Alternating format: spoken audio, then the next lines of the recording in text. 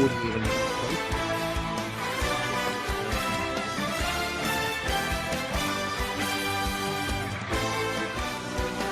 as we mute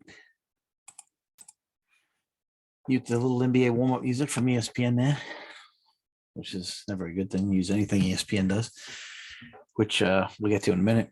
But so a lot of interesting stuff going on in these NBA playoffs. None of the series are great yet. They're competitive, but I wouldn't say that they're well played yet. A couple of them are more exciting than others, obviously. But got my man Magic here, by the way. More triple doubles and 70 less games than the second competitor. So in playoff history. So we have GOAT conversations. Does anybody made anybody else better than him? Let me know who that is, and the answer will be you won't find anybody. So for me, I'll take the guy who makes everybody else better. But we're gonna put Magic back over here for now. By the way, new series out on Apple TV with Magic. So part 1 last night, very good. It's about time someone made one on him. Move Magic back over here. But as we look at the playoffs here, just a couple of thoughts. First of all, I want to say congratulations to Jay Wright on a fantastic career. These days, I can't say I'm shocked. I always talk to, at 54 myself, just doing high school, I always talk about energy and how hard it is sometimes to have the energy that you need. And it's funny, Jay Wright in an interview yesterday with Coach Greenberg said that. And they did a great hire right away. Villanova hired Coach Neptune, who, if you saw my college basketball podcast only here, was you find another one in the country that was praising the job that he did at Fordham, because being in New York right now, hard it is at Fordham. So we were all over that first. Go find me another podcast that was praising Coach Neptune. We did it twice here on Telling It Like It Is. That's because we know what the hell's going on, and we follow it. And then we tell you like it is. So that's a great hire for Villanova. Big shoes to fill, but I think it's going to be a great move for the university. And who knows, maybe Jay will just do TV. Maybe he'll get back in. We'll see. But when I did my podcast on top 10 coaches of all time, I had Jay Wright in there, mainly because of his offensive creativity. He invented a system that I had never seen really anybody run with any success on that level. He created a system of taking advantage of, spin moves and post-ups in the lane and shot fakes especially, and you got to give him credit for that. So I think the transfer portal and all the other things, it's a weird job now. And if you're a coach's coach and you're a guy who likes to develop players, the game's getting away from that. We got the NIL stuff, we got transfer portals. I mean, how many guys do you really get to have an imprint on? And it's tough. And I think that, it's no coincidence. Roy Williams, Jay Wright, of course, the great Mike Krzyzewski all leave. And you can't tell me that's coincidence. And, Williams left after Kessler left. Coach K announced, and I think he's tired of all the stuff too. And Coach Wright obviously sounded like he was thinking about it during the season. He even made reference to, he understands what Coach K is talking about is during the season. He said he felt like he had less energy, and you don't know. It's we wish him well though. Again, fantastic coach, and we wish him well. I'm sure we'll see him on TV. So that'll be fun. Getting back to the playoffs though. Excuse me, a couple of things. Some really bad stuff. I mean, again, we've always mentioned on here on this program, again, everybody else swimming in our wake as far as knowledge goes.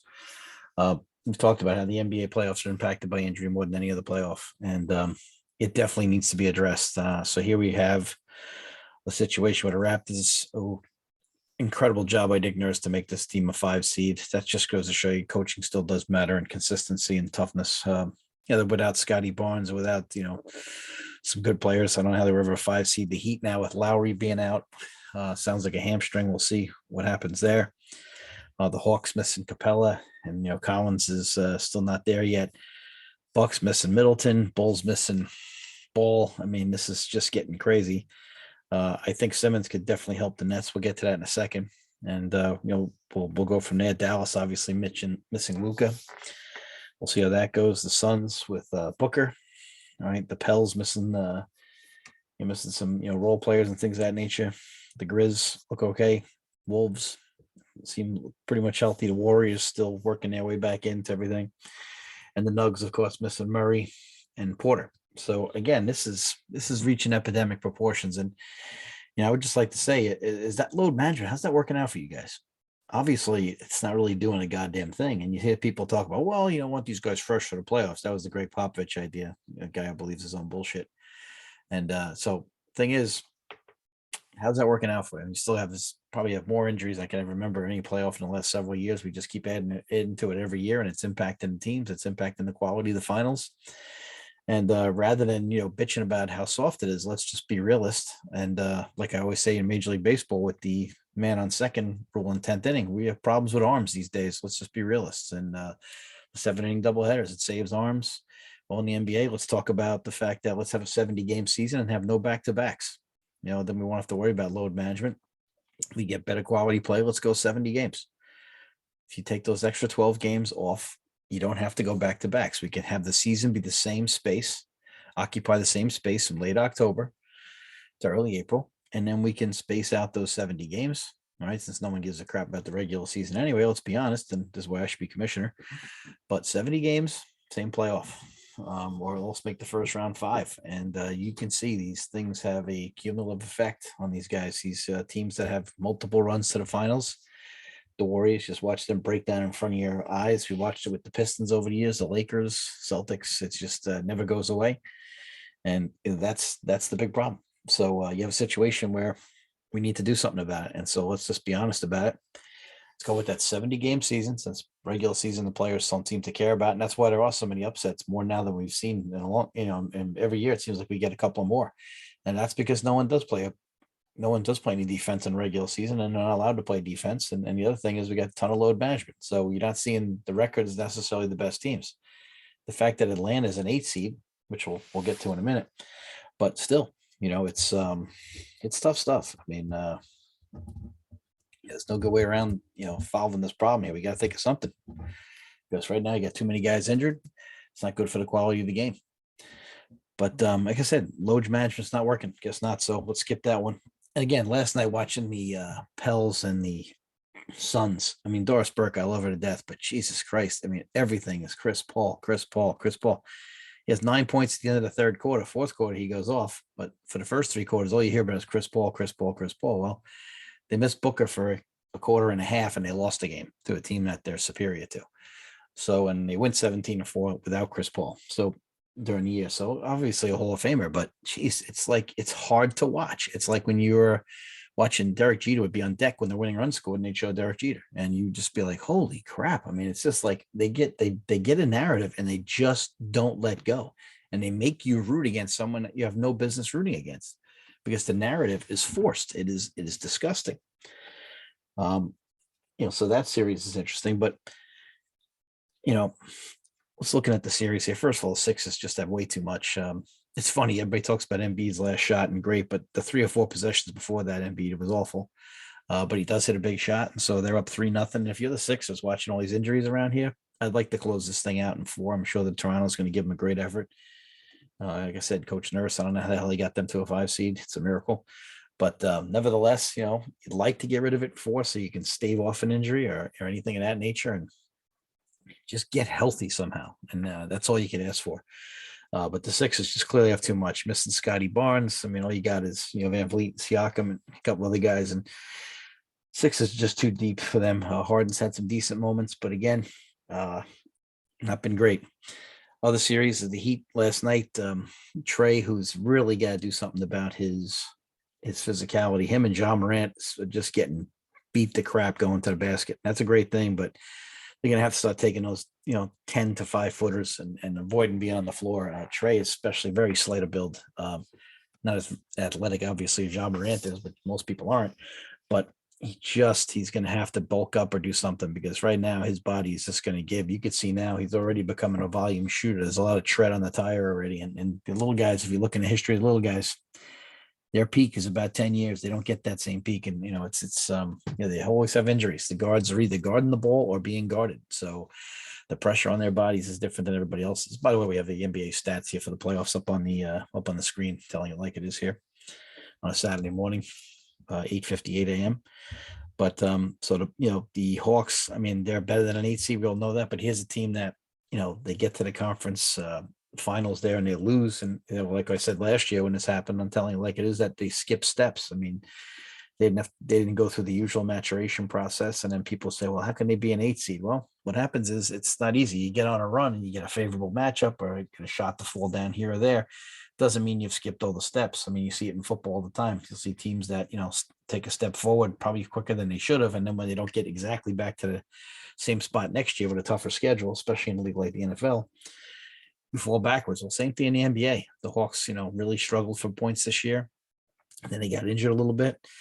And now they have no Capella. All right. Collins is banged up too. So, I mean, here we have a situation where, we know they're better than an 8 seed, but at the same time, they're an 8 seed because you can't skip steps. When you start the season over, you're not a conference finalist anymore and no one gives a crap.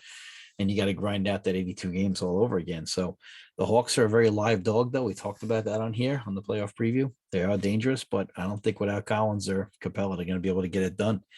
We got to watch what happens with Lowry. That's why you got to wrap up these games early. Don't forget, Heat are missing Oladipo too. Can you imagine if they had him too? So we have to see, what happens here with the Heat and the Hawks. I mean, the Hawks last night. I mean, Atlanta has always been a crappy sports town, but Jesus Lord, they're up 68-63, and that building is dead. And then the Heat go on a 21-0 run, and I swear to God, I mean, like for about 8 possessions in a row, only 3 Hawks touched the ball. Trey touched it, Hunter touched it a couple of times, and Gallinari touched it. It was like no patience. And these runs and these NBA games today are just more than ever before because of shot selection and obviously the 3-ball being taken at such a high rate. It's really become even more so than in the past a make or miss league. So it's been interesting. But it's a 21-0 run, and it's just the crowd in Atlanta was dead. And like, give the guys a boost. You're fighting for your lives here. You're up 5 points. It was like a mausoleum in there. Like I said, Atlanta's always been a crap sports town. Sorry, Atlanta fans, but it just has too many people that aren't from there. Since it doesn't have that great fan base. Bucks Bulls series, really shocking what the Bucks did to the Bulls last night. And the Bucks showed you what that championship grid is about. No Middleton, who's just very underrated player in this league. And they come out and they beat the hell out of them. They go 111-81. I mean, that's a smackdown. It's the worst home loss in Chicago Bulls playoff history. Obviously, when Mike was there, you're not getting any of that. But it's just incredible situation there. And Grayson Allen, love him or hate him, against the Bulls who can't stand him, comes up in Chicago, hits three out of 3 from 3, gets 22 points, I believe. And you can hate him all you want. If he's on your team, you love him. Body was ready the minute he stepped on the floor. He had a big championship game in 2015. Guy, he's a dirty player, but so was Bill Laimbeer, another winner. Okay, so Bruce Bowen. So guys who get after you a little bit. Dennis Rodman. So I'll take those guys any day of the week. But that Buck Bull series, I think the Bucks really put that thing on its heels last night, and we'll see how they do though. And the Bulls had a chance to win Game 1, so really, really, really shocking. And that was really strange to see the Bulls just lay down like that and get blown out. You lose, but Jesus, they didn't even offer any resistance. The Celtics Nets series is fascinating series. Celtics are up 2-0. They actually legitimately down 0-2, and everybody always says that, but this is actually legitimate. Nets blow a 17-point lead. Durant and Kyrie, I think 1 for 8 in the fourth quarter, and that's probably not going to happen ever again. And I really believe that Ben Simmons could turn this series. I really believe that. But what the hell? We're going to play in Game 4, but not Game 3. This is typical of what's wrong with this league right now. So you can't play today, but you can play Monday. So your team's down 2-0. You can't get back in there today and give them 10 minutes, but you can give them 10 minutes on Monday? Come on, bro. What's the difference between 10 minutes today and 10 minutes on Monday? I mean, this is what makes you nervous about Simmons. And I love Ben Simmons, but Jesus Lord, like this guy could definitely give them a good 10 to 15 minutes, maybe even more than that. Let him run the team, let Kyrie and Durant, obviously, set them some down screens and then get them ball in better spots. And Ben can really defend. He can push the ball and he can rebound the ball. Forget how talented he is. I mean, so I think he could help in a multitude of ways, especially on the defensive end of the floor. Of course, he'll be a little rusty, but geez, he can spell you and gives you a good blow and definitely give you some quality minutes. I mean, I don't think there's any doubt about that. But Jesus, can't we come back in it? Can't we get back in it today? Which leads to another point. The Nets don't run any offense. Again, Durant getting picked up 3/4 or full court, wearing him out, not making the game any easier for him, having to work too hard for his shots. Can we set a goddamn pin down screen for Durant or Kyrie? How hard is it? Are the players that stubborn that they won't even listen to getting a pin down screen for themselves? I mean, come on. You can't tell me that these guys are that uncoachable. So we can't get Kyrie and KD on the same side of the floor and set some screens for each other. I mean, they're working way too hard for their points. And despite all that, they get up 17 points. Brown was playing great. Then all of a sudden the ball stops moving. But the Celtic defense has been great. Tatum has really showed himself being a factor on both ends of the floor, which the two-way player is a special one. I know he might not do all the fancy stuff, but he's a two-way player. He's having a great playoff, especially with assists, which is really high. So it's just amazing. But it's really been a fun playoff. At the Nets, they got to run some offense. I mean, they've been just brutal, but they could still win the series. This is not over. Obviously today, obviously must win today. But can't Ben come back and try to help him out? I think he could be the difference. I really do. Dallas up on Utah 2-1. Utah is a frustrating team when you watch them. But between Clarkson and Donovan Mitchell and Gobert and Bogdanovich. I mean, you feel like they definitely are underperforming here with no Luka. They at least should be up 2-1 right now, and you're down 2-1. Really, there's obviously something wrong there. I mean, I know Donovan Mitchell's leading the playoffs in scoring right now at 32.7, but he's also shooting 41%. Donovan Mitchell, not a great 3-point shooter, and he has taken way too many threes. For my liking, he's got to get some more assists. He's got to be a little bit more of a distributor. He's shooting 25% from three, and he's been an under average 3-point shooter his whole life anyway. So I really would like to see him step up. Jalen Brunson in that series, making himself a living. He's having a great playoff. He's really showing who he is. He and him and Tyus Jones, you can't tell me the Knicks can't get him and Tyus Jones and him or Tyus Jones and quickly to run the Knicks for the next couple of years. But now Memphis has signed Tyus and had the best assist to turnover ratio in the league for several years. So I guess we missed that boat. But the Knicks have been, struggling at the point. Derrick Rose is hurt this year, and we just need some better play at the point for Knicks fans. And so you'd love to have seen a guy like Tyus Jones or a guy like Jalen Brunson. Knicks, have quickly and him go together and just have very, good success there. Young guys and who distribute the ball, who don't seem to have huge egos and who are willing to play and be a part of a team solution. But the Jazz definitely underperforming. There's something missing there. Obviously, it's an issue that we're not going to see, but there's a problem with that team. I mean, there's no way they should be down 2-1. If anything, they're at the worst, they're up 2-1, but no Luka. I mean, just incredible stuff. Like I said, we already talked about the Suns and the Pelicans. Really happy for Ingram, banished by LeBron. He showed what he can do. Ingram has been awesome. He's shooting 53% on the playoffs, averaging 29.7, shooting 63% from 3-point range, which is really, really, really impressive. He's getting to the line 7.7 times a game, shooting 95% from the free throw line.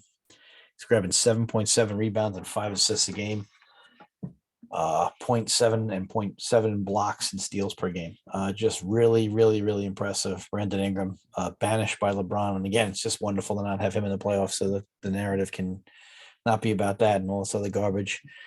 So again, Brandon Ingram making a big name for himself. Jalen Brunson making a big name for himself. Jordan Poole in the Warrior Nugs series really getting it done. Just really, really, really exciting to see him play. And for all you players out there who worry about, I'm pissed off because I'm not starting. Stephen Curry, who's the best shooter in the history of basketball, is coming off the bench in the playoffs, and you haven't heard a damn peep about it. You know why? I guess it's about winning the games. It's not about starting. I don't care if you want to show out for your friends when you come out and do the certain handshake or any other crap like that. It's not about that. It's about playing basketball. It's about winning the game. And if Steph Curry can come off the bench, I definitely can't wait to use this one next year for people who get taken out of the starting lineup for not producing. Then you can come out of the starting lineup. Steph Curry can do it. You can do it. John Havlicek can do it. You can do it. If you know who John Havlicek is, go look him up. Manu Ginobili, come out of the starting lineup. You can do it. He can do it. You can both do it. So that Warrior series is definitely over. No Porter, no Murray. I really liked what they had going a couple of years ago. I really feel bad. I think Murray was one of the elite combos in the game, was Joker and Murray and Porter. So it's really disappointing. But the Warriors definitely creating some issues, and you're going to have to guard them. They're really small, but at the same time, teams have to be disciplined enough to punish them inside. And Joker's really a high offensive post player, even though he can post up. So the Warriors have really taken him out. And again, for people who think that, numbers are everything, if you don't think that Draymond Green has affected the series, then you just don't know any basketball. It's just incredible what he's done in this series for a guy who's getting 5 and 6. Just incredible. So when you look back 20 years from now, that's why I tell the kids, just tell me how good or how a guy wasn't that good. They never saw him play. I say, well, then if you ever saw him play, you don't know what the hell you're talking about.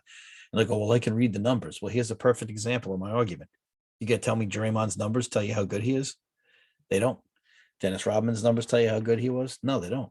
So Draymond Green right now has had a tremendous impact on that series. So if anybody tell you, oh, I can read the numbers, well, that doesn't mean a damn thing. That's why you need to see someone play. So that's why I love when someone tells me about somebody that I never saw it. It's really funny. So let's laugh at you. But let's get back to this. Some other guys that we're complaining about here. The Wolves and the Grizzlies. Wow, Wolves blow a 26-point lead. Then they blow a 13-point lead. The Wolves adjust the shot selection. I love Edwards. He's one of my favorite players, but the shot selection by the squad has just not been great. Edwards right now is averaging 25. He's shooting 48%, which is pretty good for the first go around. 40% from three, which I like. I like to see him a little bit more on the backboard for 5 rebounds a game, 3 assists. I like to see him get back on the backboard a little bit more. Yeah, he could definitely help in that area. One guy I want to talk about, a guy who gets a bad rap because of fan expectations. We always talk on telling you like it is. Just because you pay a guy a lot of money or you have expectations for that guy, that doesn't mean that they're that kind of player. So here in New York, we paid Bobby Bonilla lots of money a long time ago as a Met fans, and that doesn't make Bobby Bonilla an elite player because you paid him elite money. Bobby Bonilla was a 280 hitter, very solid. You paid him all that money, still a 280 hitter at that point, and the Mets are still paying him. But anyway, another story to that is here's Karl Anthony Towns, and if you look at his numbers here, he's having a pretty solid playoff. He's averaging 17.3 a game. He's shooting 62%. He's getting 9.7 rebounds and 2 assists. I mean, but again, they want him to be a superstar. But if you look at Karl Anthony Towns in NBA circles, not a great athlete, but very skilled, not very quick. Maybe this is the top side of Karl Anthony Towns. It's okay to be a very good player and not be an immortal player. But the minute someone is not an immortal player today, we kill him. So because he's not Shaq or LeBron or Mike or Magic or Bird or, somebody of that nature, Giannis, we're going to kill this guy. Hey, not one of my favorite players, certainly, and he has shown some really bad moments in playoffs, but he is a very solid player. And like I said, is he taking enough shots? No, he got in foul trouble. We understand that a couple of times. But Towns right now, like I said, 17.9. Yeah, I'd like to see him average 23, 24. No doubt about it. We're not saying he can't do that. But at the same time, to act like he's some kind of bum on these social media sites, it's just a riot. So, I mean, he's, like I said, 62%. 62%. It means he's not getting enough shots. Is he being aggressive enough? No, he's not. But still, it's one of those things where people just, I think have something out and they just definitely want to be a part of the conversation about what somebody else is or isn't. And it's really funny when that happens. So you look at a guy like that, you say to yourself, what do you want out of him? And you say to yourself, I don't know. He's a guy that was really good. He's been really good. I mean, all right, what can we compare him to? Well, we got like guys like, Jack Sikma, guys like that. I mean, we could find a way, to get him to produce, but at the same time, it's hard. The guy is averaging 17.9 a game. And like I said, what do these people want out of this man? I don't know, but we'll never get it right. So it just doesn't matter. As we get a little, looking for a little extra pregame music there. It's really funny stuff.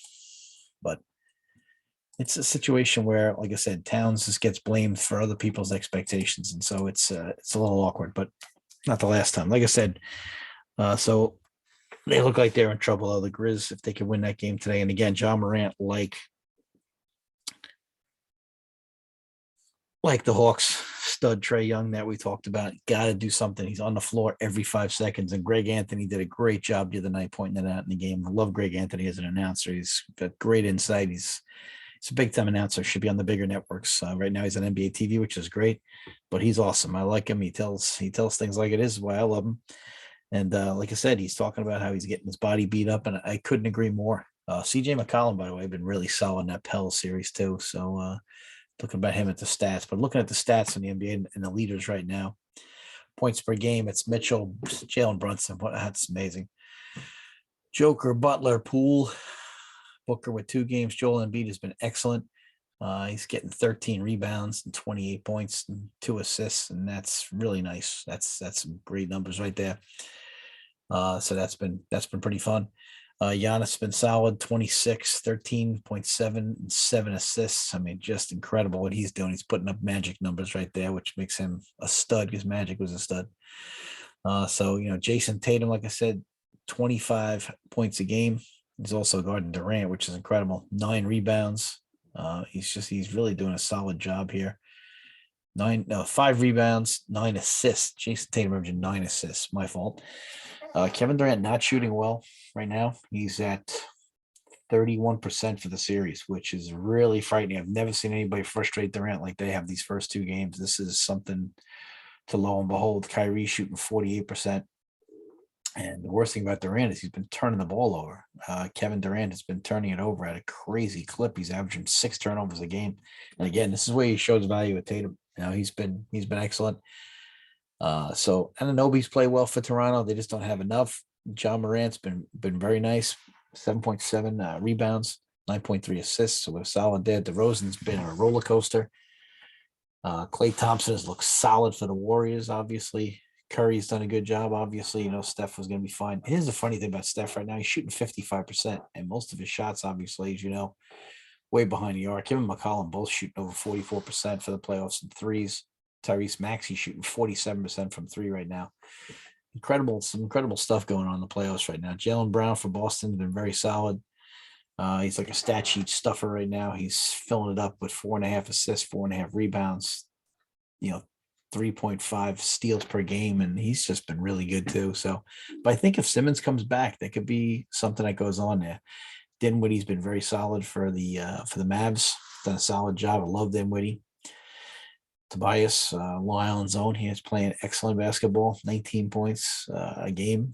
He's been really solid, shooting 58%, which is the best part. 58.8% is really impressive for the Long Islander. 9.3 rebounds a game. That is big time numbers, but again, it gets lost in the shuffle because of stud Embiid there. But Tobias has been really solid. We got to keep an eye on Harden, see what he's doing. But he's not been that good. But we got to keep an eye on him because at any time he could go off and get you 50, but he could also have some of those playoff performances in the past that we've seen over the years. But we'll keep an eye on him going forward. But these injuries, we got to come up with a solution here. I mean, again, 70-game season, right? No back-to-backs. That way we don't need the goddamn load management. We get better quality of play during a regular season. It doesn't matter if it's 82 or 70. Nobody cares. The NBA numbers that people talk about aren't really based on accumulation statistics like baseball is with 60 homers or 20 wins, things of that nature, or 30 stolen bases, 30 home runs. Those things are not based in the NBA. People don't talk about those numbers in the NBA. People talk about your averages of per games. All right. So how many assists you average, how many points you average. Those things aren't done by gameplay and accumulations. Whereas in baseball, it's a total number. NBA games, people and judging players in history by NBA averages. Okay. So again, here on Telling Like It Is, we want that 70-game season. We got to do something. See if Silver's got some balls, see if he does it. I know the owners won't go for it because, these are only billionaires in a world that, just complain about not making enough money. But, 70-game season, load management, cut a deal. Let's get it done. And let's make it happen. Danny Green, another Long Island guy, playing pretty decent basketball right now. He's doing okay. He's been solid on the defensive end of the floor. Let's see that Jay get going a little bit better. But again, so these series are all locked in. We'll see what we get today. We get 4 games today coming up. Let's see what we have today in the schedule today. We have on the 23rd, we got Philadelphia, Toronto at 2 p.m. Hopefully Philly can end that, get some rest. Dallas, Utah at 4:30. Boston at Brooklyn at 7:30. Big games here. Memphis at Minnesota at 10 o'clock. Woof. Got to put that game on in prime time. Watching the athletes fly up and down this floor is something so impressive. Jalen Jackson, oh my goodness, what is that? So impressive. He's really a forward playing center right now. But they went small last game, but Adams is still a solid center. But so here we are, and like I said, Telling Like It Is, really solid.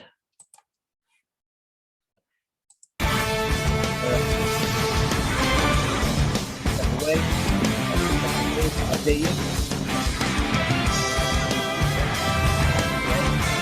And yeah, we're on Anchor, on YouTube, Facebook, Twitter, Instagram, Snapchat.